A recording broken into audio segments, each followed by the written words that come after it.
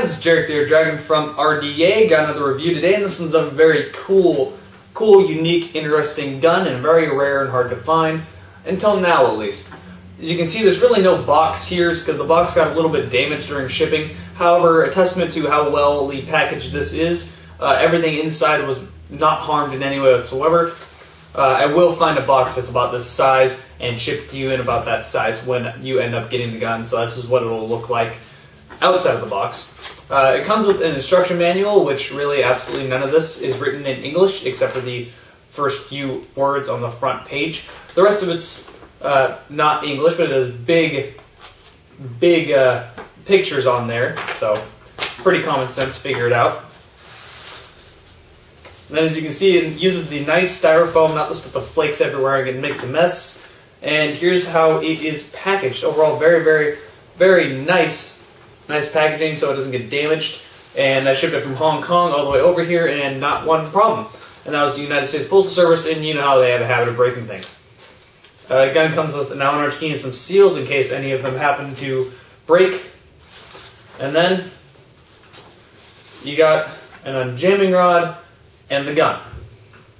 Alright, I've zoomed in on the gun so you guys can see the finer details. And while I'm zoomed in, just so you can see, get some something good for the eye as opposed to just looking at me talking, I'm going to do a little bit of a background story on the C96 and the M712 variant so you guys can know the true backstory of the C96 and know all the information about it. So the flame wars won't begin on the forum or on the comments. Usually in the forum, that really doesn't happen. But just so people won't argue, here is the whole story in the C96. The C96 was made by Mauser in 1896. Old gun. It saw limited action in the World War II and World War I. Mostly the Luger and the Nambu and the 1911 was used back in those wars. However, it did see most of its action in the Chinese army.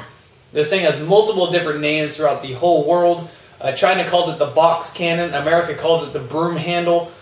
The technical name for it is the C96. And again, that was released in 1896, and there are millions and millions of copies of the gun made. The C96 itself was a semi-automatic, clip-fed gun, so it would look like this. It did not have the external magazine. You'd pull back on the bolt, which it would lock back. For some reason, this one doesn't have bolt catch or anything like that. But you pull back on the bolt, you have a stripper clip, and you would just jam the bullets right down into the internal magazine, which is how the C96 would work, and then it was semi-automatic, so you didn't have this external magazine or anything like that. However, in 1936, Mauser started making a full auto variant called the M7. Well, the full auto variant was actually just called the 1936. However, the Germans ended up giving it the name the M712, and that's how everybody knows it of. That one was using the external magazine, and it had a selector switch on the side, making it semi and fully automatic, which is the most common term we know. So there is a difference between the C96 and the M712. They're completely different guns. Well, actually, they're not completely different guns. It's just a variant of the original C96 that happened to be full auto, select fire in general, and used an external magazine. However, the M712 ended up getting banned in America for a reason that I cannot remember off the top of my head, most likely because it's a fully automatic pistol, and America has always sort of been a little bit picky about smaller, fully automatic weapons.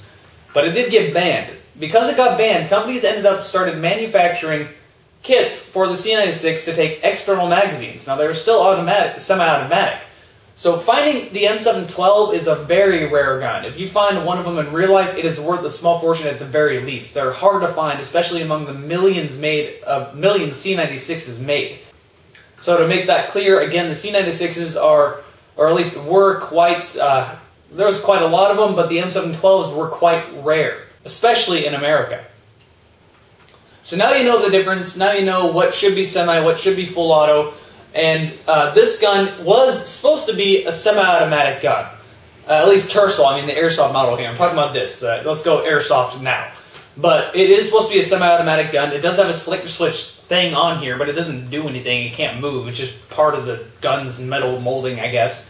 The gun is good quality. It does feel like machined aluminum, but yeah, semi-automatic only. However, it does seem to have a tendency to randomly end up switching over to full auto, and then you have a full auto M712, and it's not select fire, it's not semi-auto anymore, it's just plain full auto. Now, it doesn't do what the high kappas do, where it does random bursts.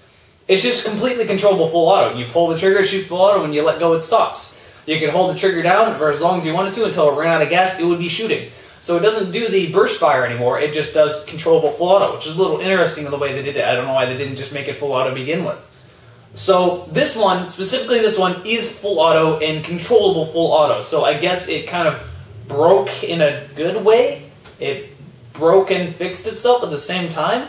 I'm not sure how to describe that, but that's kind of cool. So if you get one of these, no, this one's already full auto, but if you get one of these, chances are it's going to end up turning full auto on you. I can't complain, because full auto gas blowback C96, that's just awesome.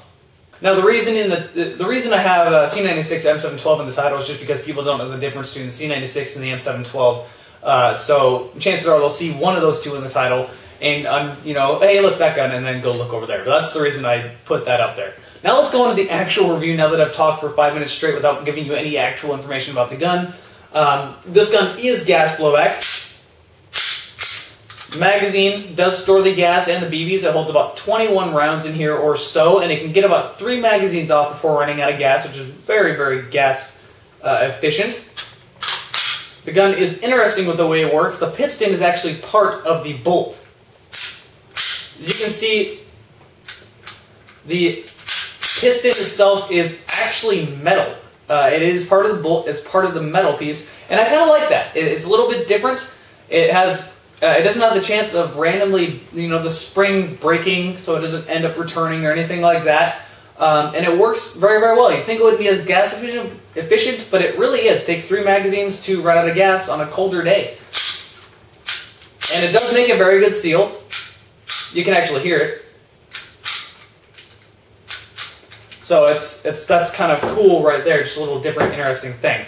The external body is all metal with the exception of these side panels, which feel like a different sort of plastic. They almost feel like wood. It's very nice quality though.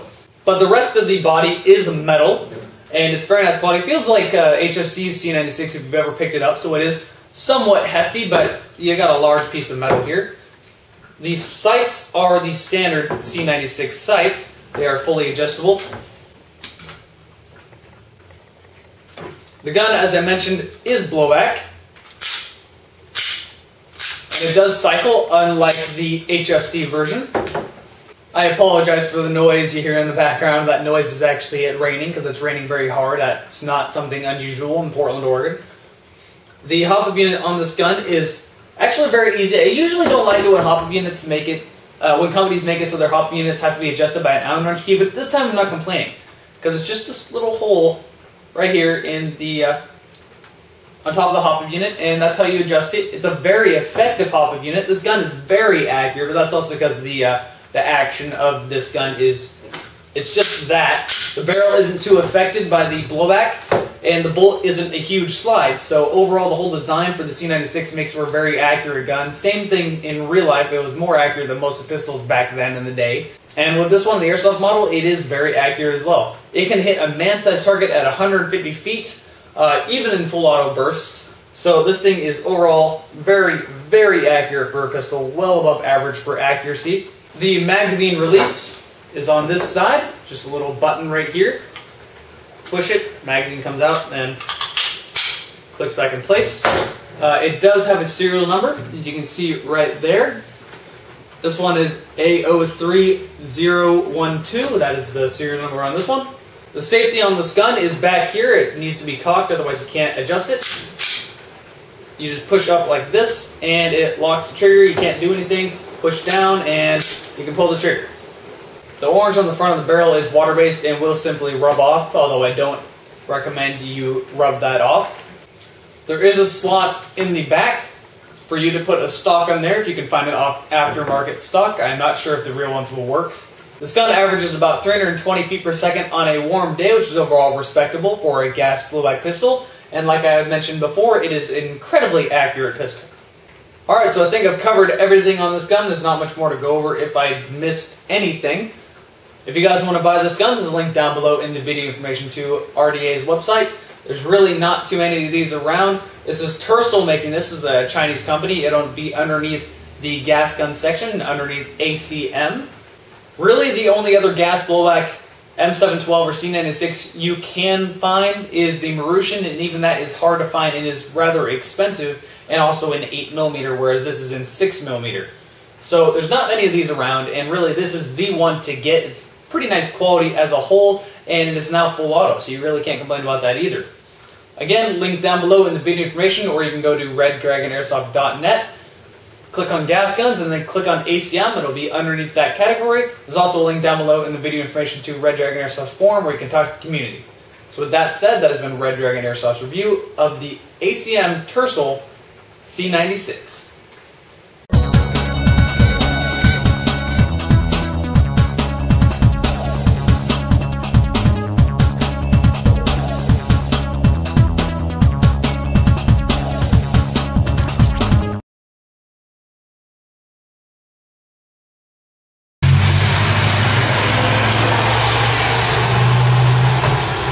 Told you it was raining hard. Although this really is not unusual for Portland at all.